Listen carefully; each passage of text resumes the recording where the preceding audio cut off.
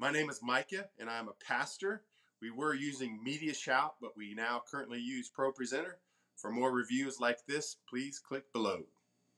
We would use these programs both for basically our main projection in our auditorium to communicate, whether that would be song lyrics or announcements, but we are also a multi-site church, so we do live streaming, and we would stream in live video from another location. So primarily the streaming of the video, but also projecting things, of course, for our service as well.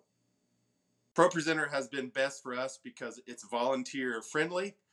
It's been really successful for us in where we have staff or people that set it up for our weekend services, and then volunteers basically show up and run it and make it function through the morning.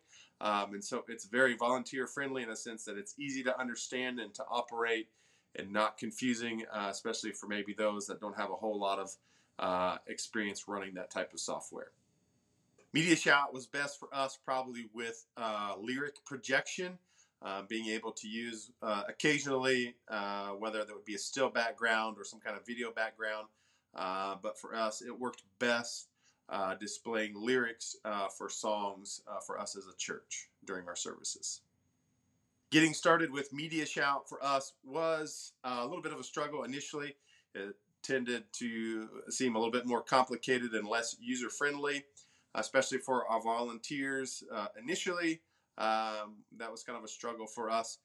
When we switched to ProPresenter, that was a struggle for us in the sense of that it was a lot more costly for us, but it ended up being much more efficient in the sense in the use and the success, less issues, crashing, things like that. And as I mentioned earlier, it's very user-friendly and much easier for our volunteers to understand or even make corrections and things like that on the fly. The process and the steps for some of those corrections were much easier and quicker. Some of the things are top considerations in software like this. Number one for us would just be the capability to handle live streaming video and videos that we would play. Being a multi-site church, we are very video heavy.